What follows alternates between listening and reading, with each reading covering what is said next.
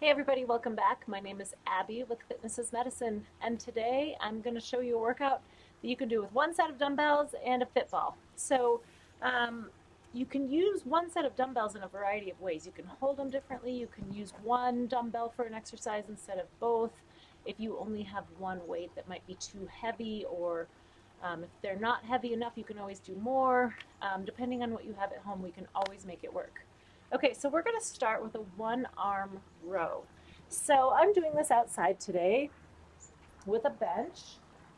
I'm just going to use the bench on the deck. So you don't need anything fancy. You can use your workout bench at home if you have one, or a coffee table, or anything where you have a couple kitchen chairs together would even work.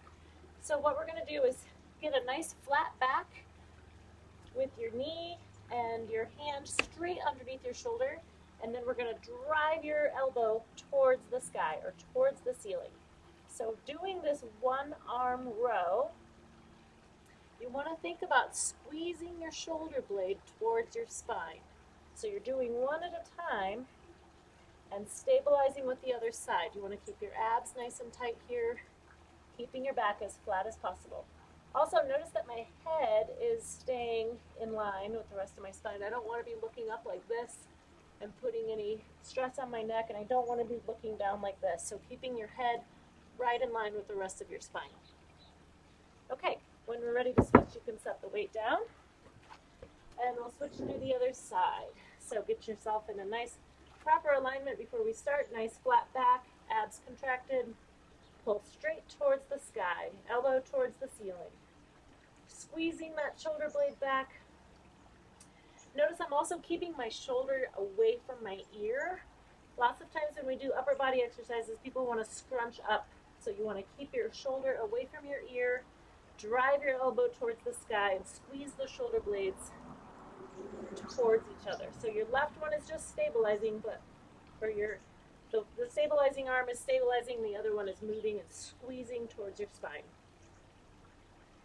If you have a very light weight here, you can do this more. You can do more repetitions and also slow them down. Really accentuate that squeeze and just slow it down. Okay, great. Now we're going to do some step downs. So I'm going to refresh my screen here and make sure that we can be seeing. So if you can find a step, you can do this, in a staircase in your home. There's usually a nice banister to hang on to. But standing next to the step sideways like this.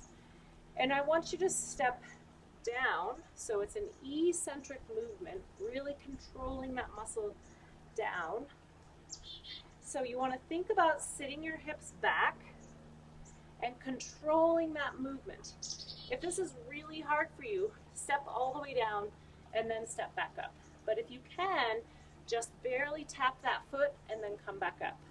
So notice that I'm sitting pretty far back so that my knee is, I'm attempting to keep my knee over my ankle. I don't want my knee to go forward of my toe. So if I were to look down, I want to be able to still see my toe that I'm stepping with, or I'm squatting with. This is essentially a one-leg squat. But that eccentric motion is a really big strengthener for your quads and your glutes. So as you stand up, you can think about squeezing those glutes to aid in that stabilization. Now, if your dumbbell isn't very heavy, you can do two. I'm going to switch sides here. So now I'm going to step down with the other. I'm really sitting back with my hips, doing two dumbbells. So if you're holding both of them, it actually helps stabilize you a little more.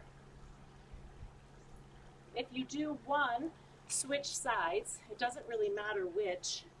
I'm going to keep facing this way, but keep going on the second leg if you're doing this at home with me. You can switch. So if you do one set in the same hand, the other set do it with the opposite hand. But make sure you switch back and forth so you're getting that opposite stabilization. Your abs are going to have to kick in to help stabilize you when you're only holding a weight in one hand. So the biggest keys here are sitting back. If you do have knee pain with this, use that banister that is, if you're doing this in your stairs, at home, use a banister to really help you sit back. In my gym, we do this with a bar in front so that we can really sit back and get that good form without putting pressure on that knee. Do a couple sets of 10 on each side, and then we'll move on. Okay, next we're going to do a chest press using those same dumbbells, but we're going to do it with a bridge on a fit ball. So I've got my ball right here. I'm going to bring it over. And the easiest way to get into position for this is to sit down and slowly walk out so that you're in a bridge and your head and shoulders are resting comfortably on that ball. So we're going to take these dumbbells here right at your shoulder height and press up towards the sky, up towards the ceiling. So I'm trying to keep a nice flat surface from my knees to my shoulders, my head and shoulders resting comfortably on the ball, and pressing straight towards the sky. If the dumbbells that you have are too heavy for this, then hold it like this and press up like this. So hold it on the ends of the dumbbell and press straight up. Otherwise, you can keep them out like this, like you're holding a bar, or you can keep them close to you like this. You'll put your elbows in and pressing straight up. It doesn't really matter. It's working the chest, your pectorals a little bit differently, but ultimately it's pretty much the same exercise. So hold it whichever way is most comfortable and doesn't cause pain. If it causes pain in your elbows or your shoulder, try the other way.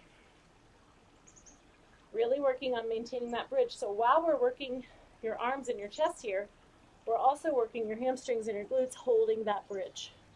Okay, so when you're done, you can slowly walk yourself back up. If you have trouble with this and your balancing is a little bit difficult, do it next to a bench, next to a sofa, or next to your bed or something, so that when you walk out into that bridge, you can hold on to something like this to stabilize as you go out into that bridge.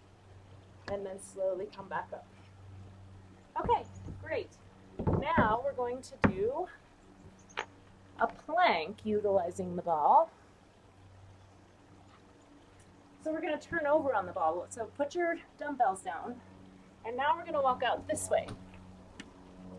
So the beauty of doing a plank utilizing a ball is that you can use the ball to help make it less or more difficult depending on your needs. So right now my lever is pretty short because the ball is right under my thighs. So I'm not having to hold up much of my body weight. It's a good way to learn how to do a plank properly and with good form while you're being supported. So right now, the closer the ball is to your hands, the easier this is. You want your hands directly beneath your shoulders, and you want to keep your head in line, again, with the rest of your spine. And then hold it for a good 30 seconds or so. If this is easy, then you want to start, and you want to walk a little further out. So I'm going to start a little further back so that I can stay on camera here. But you can play with it. So if you start this far out and you're starting to feel like, oh no, that's a little much, you can walk yourself back. So maybe put it on your knees. And depending on the size of your ball and how far it's blown up and things, that can make a difference too. I'm going to leave it here on my shins. The goal is to keep those shoulders nice and strong and stabilized. You don't want to hang into them like this or protrude like this. You don't want your hips up. You want a nice flat line from the top of your head down through your heels. You want to keep breathing and just hold it. Our goal is 30 seconds. If you want to hold it a little longer, that's okay.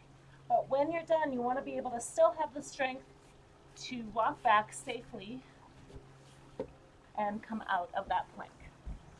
Okay, now we're going to use the ball again. And I'm going to use one of my dumbbells for this next one. We're going to do a triceps extension. So we're going to go back into that bridge that we did with the chest press. And I'm going to take one of my dumbbells. So I'm not changing anything here as far as the